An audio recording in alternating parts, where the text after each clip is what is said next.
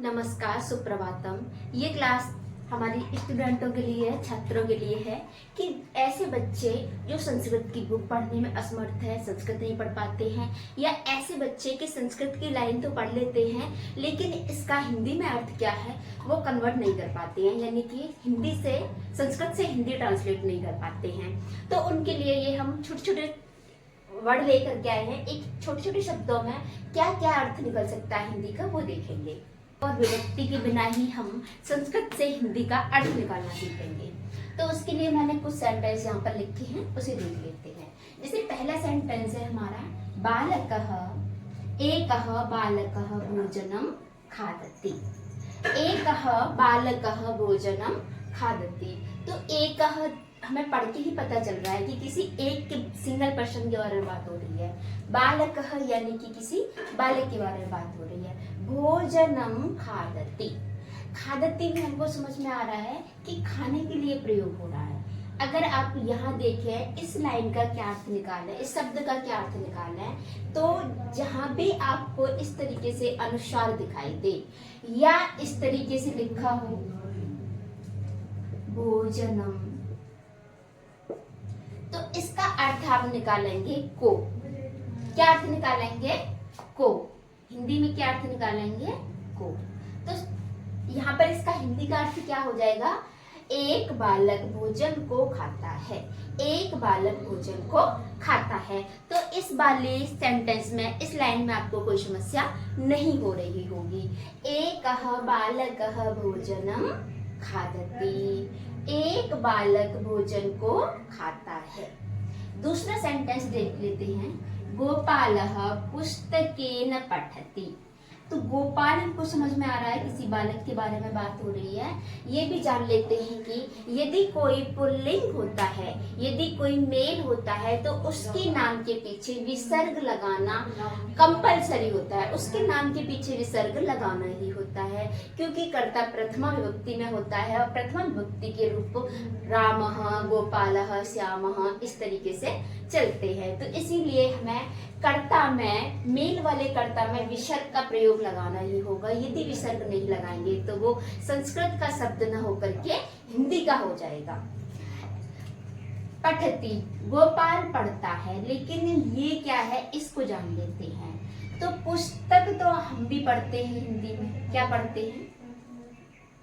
पुस्तक। इसमें एक्स्ट्रा क्या जुड़ा है? प्लस एन, यही जुड़ा है।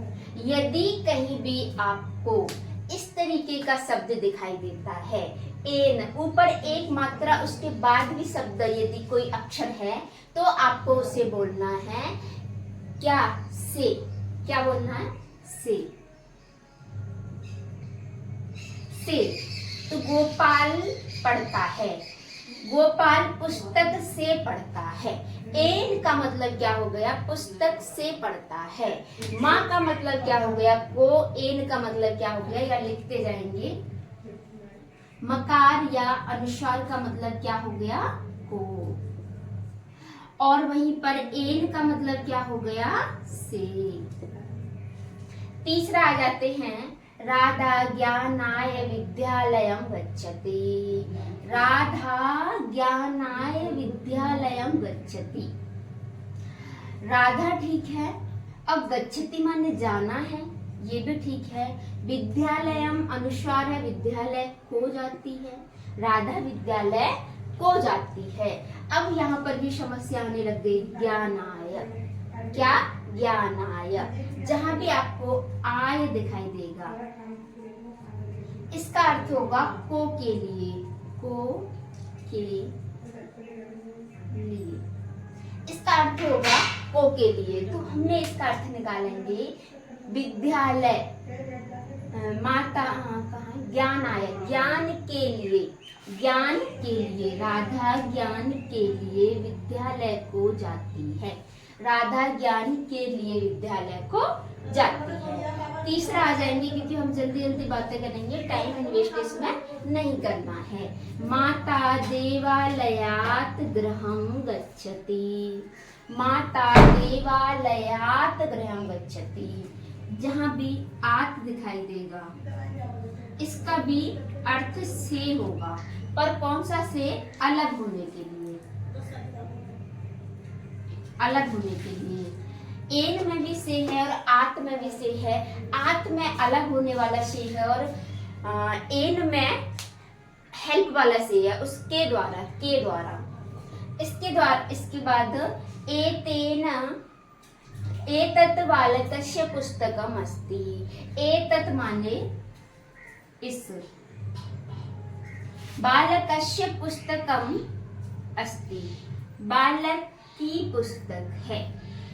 बालकस्य पुस्तकम, पुस्तक अस्ति है, बालकस्य। श आपको ये जो दिख रहा है अश्य, अश्य का मतलब होता है यहाँ पर की या की।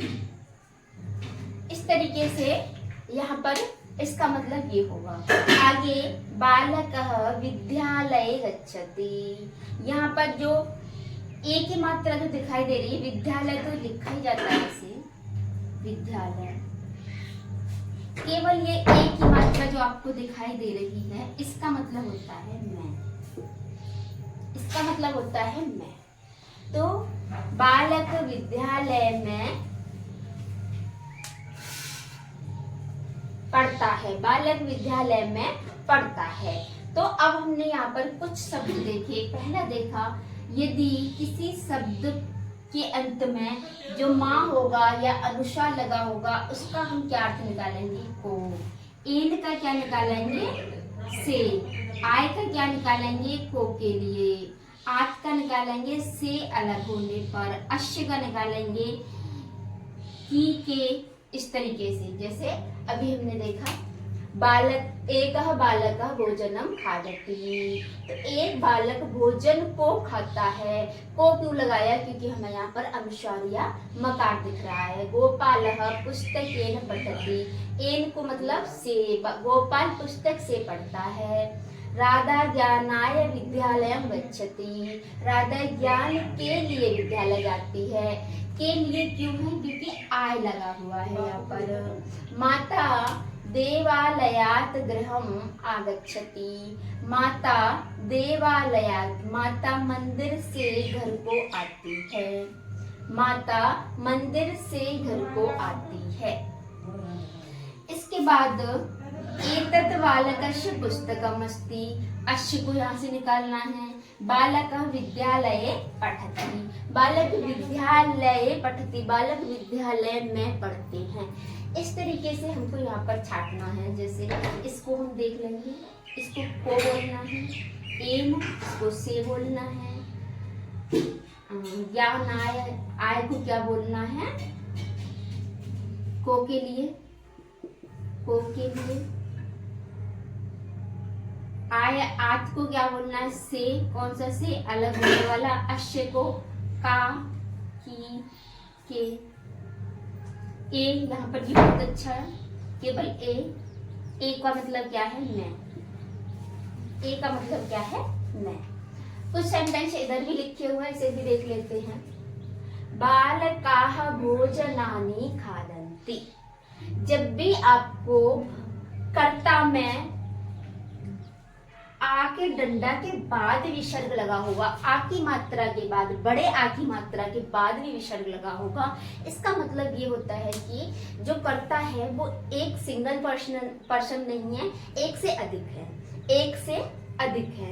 जिस तरीके से हिंदी और इंग्लिश में केवल दो ही वचन की बात होती है, एक वचन और द्विवचन, लेकिन संस्कृत में स्पष्ट तीन वचनों की बात होती है, एक वचन, द्विवचन और बहुवचन। लेकिन द्विवचन का प्रयोग बहुत कम किया जाता है। तो बहुवचन, इससे क्या पता चलता है हमें? यदि कर्ता के नाम के तुरंत बाद बड़े आ की मात्रा, उसके बाद विसर्ग, तो बहुत सारे कर्ता है। तो बहुत सारे कर्ता के लिए क्रिया में भी हमें कुछ परिवर्तन करना होता है, इसमें ना कुछ एक्स्ट्रा में लगा देना होता है। क्रिया क्या होगी? सिंगल में खादती, लेकिन बहुवचन के लिए खादन्ति।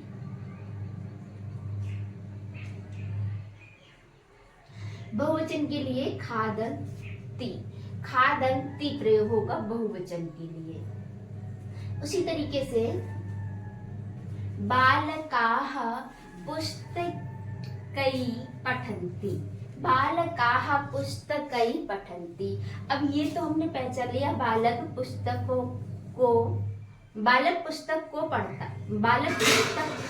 पढ़ते हैं, बालक पुस्तक पढ़ते हैं। लेकिन यहाँ पर जो आपको डबल मात्रा और ये दिखाई दे रहा है, तो पुस्तकों से पढ़ते हैं, लेकिन यहाँ पर सिंगल पुस्तक थी और यहाँ पर ये आने की वजह से, आई आने की वजह से इस तरीके से है ये।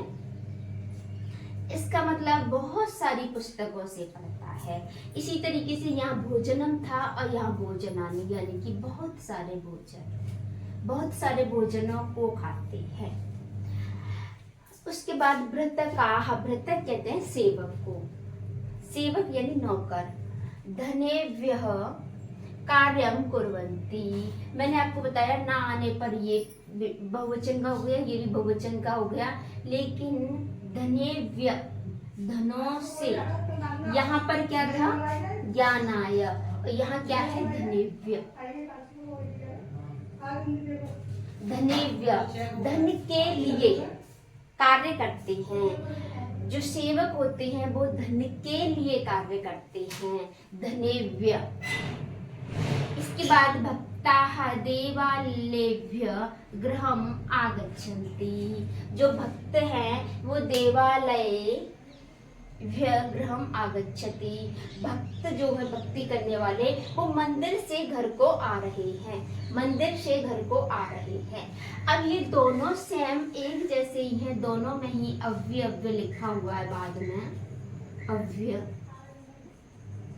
तो एक अव्यय अलग होने के लिए है, तो उसे घर, देवालय से, मंदिर से घर को आ रहे हैं, तो यहाँ पर कहीं से कहीं जा रहे होंगे, दो स्थान होंगे, एक स्थान से दूसरे स्थान के लिए प्रस्थान हो रहा होगा। तो इसका अर्थ हम निकालेंगे से, कौन सा से, अलग होने वाला से। अभी के लिए नमस्कार, मैं आपसे विदा लेना चाहूंगी।